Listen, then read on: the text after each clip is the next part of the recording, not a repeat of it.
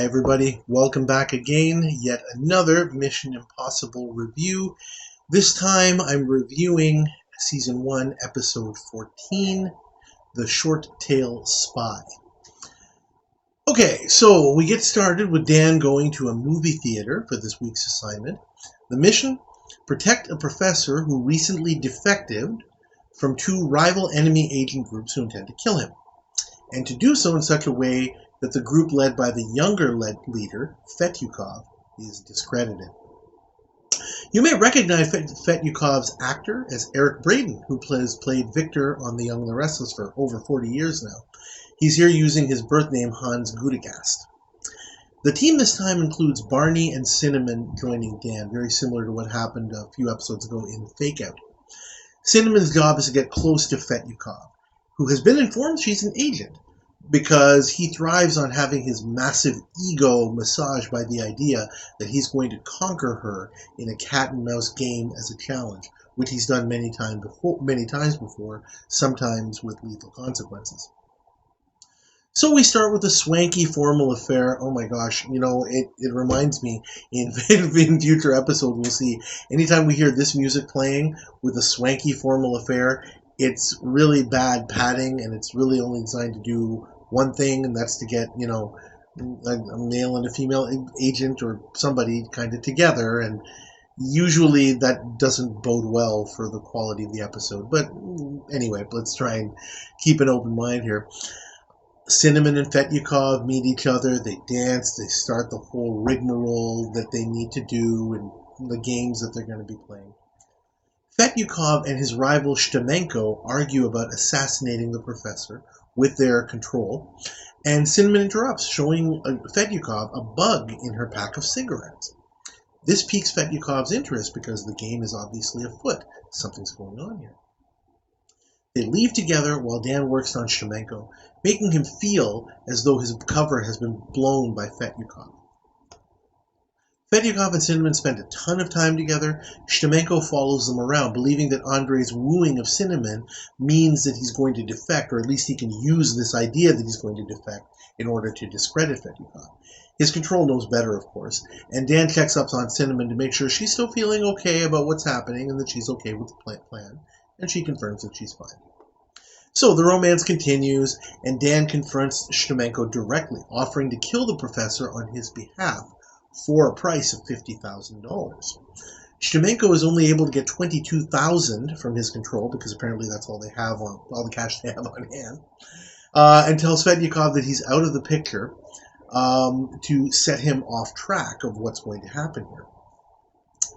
Meaning Shtamenko tells Fetyukov that he's going to take himself out of the picture, in case that wasn't clear.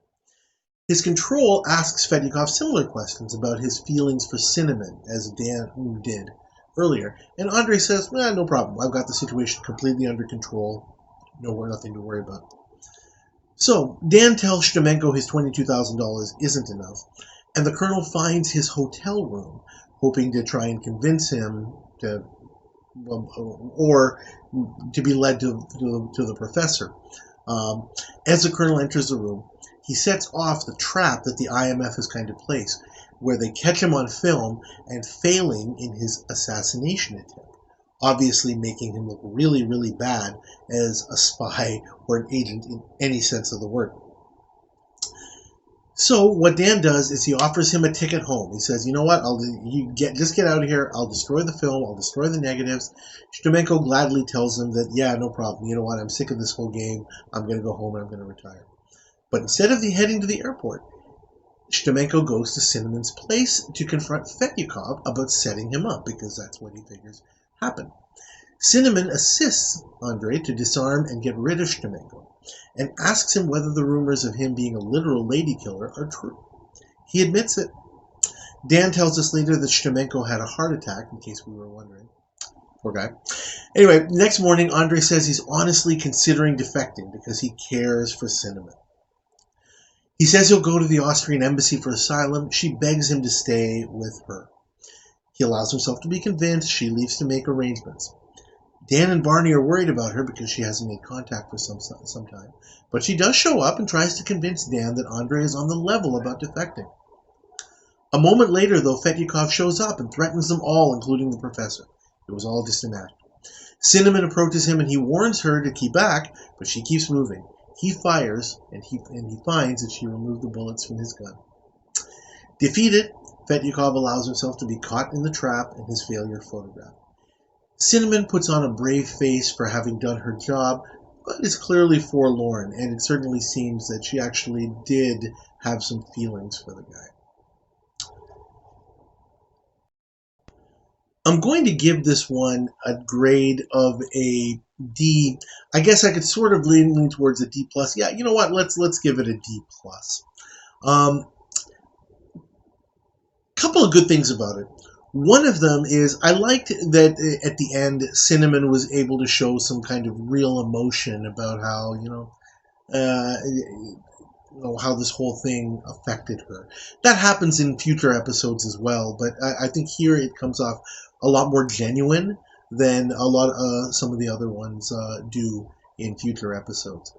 I also did think it was a little bit neat, at least just for me. This is not really a super high point or anything, but it's a bit neat for me to have this thing where the IMF is basically taking on and is able to use to their advantage the whole old school versus new school of enemy agents. I thought that was kind of clever. Normally,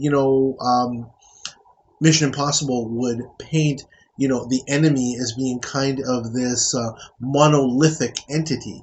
But now they're like, no, it's not quite like that. You've got different factions even within within their ranks. And I don't know, I thought that was like kind of a little good nuance there that I caught here. The bad, yeah, you probably figured it out by now.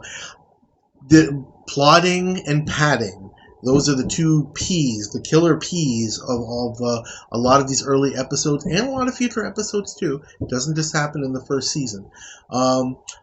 This episode is not glacier slow, but it is slow. And I actually kept track. There's 4 full boring television minutes of Andre and Cinnamon going to all sorts of hangouts. Like, how they didn't go to like an ice cream social or something like that with that exciting footage is kind of beyond me. Interesting note, I don't know how many people would have caught this because they obviously didn't make a really, really big deal out of this. But during the scene where Andre seems like he's going to defect, or at least he tells Cinnamon as such. They go to Cinnamon's room, and so it's night, and then suddenly it's early morning, and they're dressed differently. In 1966, that was kind of racy, and again, the TV show didn't make a big deal out of it at the time, but now looking back at that, I'm like, wow, they kind of, flew under the radar with that a little bit. Not something you see in any other episode that I'm aware of. Maybe I'll notice some things we go through them again. But again, I'll stick with my grade of D+ on this one. Not a really good one for me. I really, really do think that it's kind of plotty. I guess that's all that I have to say about it. Thank you all for watching. I really do appreciate it. Please like this video. Please subscribe to this channel to get future updates, and I'd love to hear your comments about whether you thought that this was a good episode and I'm completely off base.